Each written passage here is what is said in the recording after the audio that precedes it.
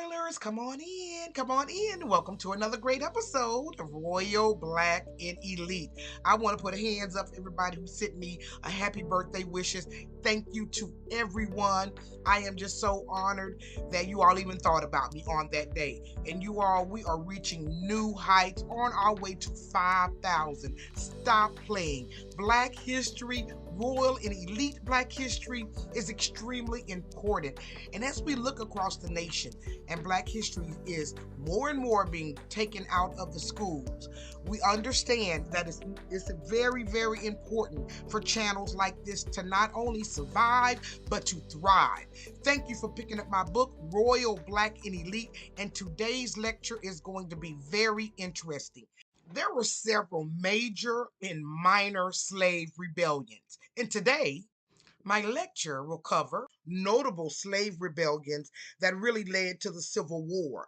The notion that Black people were subjugated so much to the point that they never tried to run away or never tried to fight is not correct. Black people fought, they fought hard, they fought long for their freedom.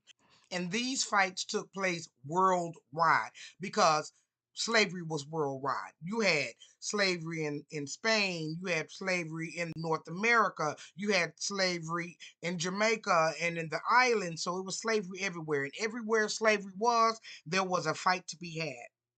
Now, since the 1500s, there had already been revolts. Some of them were smaller. We're not going to talk about the smaller ones. We're going to talk about the larger ones. And we're going to start with the Stano Rebellion. It occurred on September the 9th, 1739, in South Carolina. It's also known as Cato's Conspiracy or Rebellion. What happened was about approximately 20 enslaved Africans, with the help of some soldiers, raided a warehouse and they unalived the white owner on their way to St. Augustine, Florida. And Florida was a free territory. The group was stopped by the militia, and more than 40 Black people and 20 white people were unalived as a result. And that was the thing about these rebellions. Of the 30 plus rebellions that they had, only maybe three of them were considered successful. All the rest of them failed. But even though they failed, each time they failed, a new rule was put into place about their treatment, and it took them one step closer to their freedom. Our next one is not so much a rebellion because they never made it to a plantation. So it's called the Igbo Landing. Igbo because the Igbo people were from Nigeria. This is a historic site in Georgia on the St. Simons Island. It is the site of a mass self unaliving in 1803. The enslaved Igbo people who were on the boat at the time, they took control of the boat and they were on their way to the U.S. But they refused to be captives because they had already saw what was going on the boat. A group of around 75 enslaved Igbo who were purchased for $100 apiece. When they got to the shore, folklore says instead of being enslaved, they actually walked, still in chains, into the Dunbar Creek and self deleted themselves. This, according to one of the white overseers who was from a local plantation and saw everything that happened, and his name was Roswell King.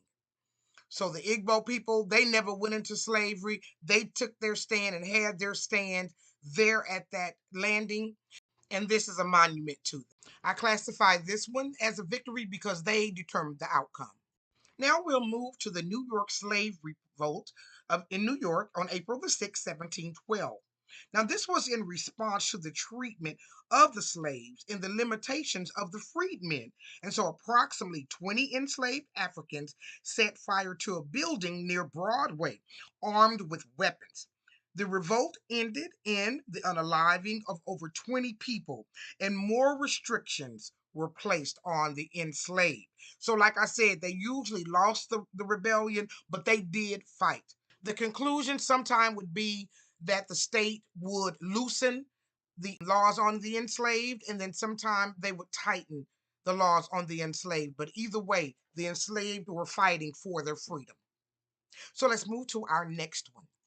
Gabriel's Rebellion happened in the summer of 1800 in Richmond, Virginia.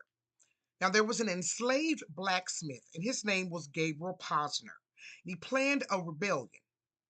But listen, the information was leaked, and about 25 enslaved men seeking freedom were put on the tree, if you understand what I mean. This rebellion was different, however, because it put the nation on notice that slavery would no longer be tolerated. Our next rebellion takes us to Southampton County, Virginia.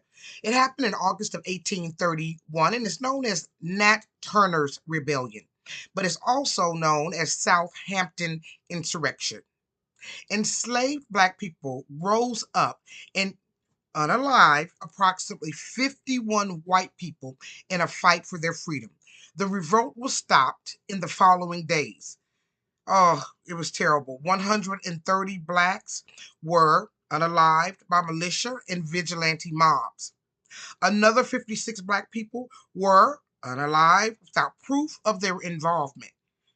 And the person who was over it all, Turner, he was unalived. And because he was literate, Virginia passed laws to limit blacks being educated, gathering, and white preachers had to sit in black churches from then on. These rebellions were really making a difference, and it was really speaking to the system that this is not right and we are not going to tolerate this behavior. And over time, little small things, not only rebellion, but they would disrupt. The enslaved would disrupt daily things by like not fixing things correctly and all sorts of disruptions in order to slow the production of the cotton down. So they fought every step of the way. The next one was brutal. John Brown's raid at Harper's Ferry. This happened in Stanford, Virginia. A lot of these happened in Virginia on October 16th through 1859. So it was a 2-day fight. John Brown was an abolitionist, and he led a revolt to seize the U.S. arsenal in Harper's Ferry, Virginia. He wanted to start a slave revolt across the country. This particular revolt is called the prelude to the Civil War. Brown and the 22 men were defeated by the first lieutenant, Israel Green, and 10 were unalived during the raid. 7 were tried and executed, and 5 of them escaped. Brown was tried and found guilty and was on a tree on December the 2nd, 1859. So that's how John Brown's raid ended. But here he was, a white man willing to put his life and even pay his life to try to help blacks be free. So it took whites and blacks dying for slavery to end. Our next rebellion takes us to sea once again. This happened off the coast of Cuba in 1839 and is called the Amistad Seizure. Now, there were enslaved Mende and they revolted on their Spanish schooner.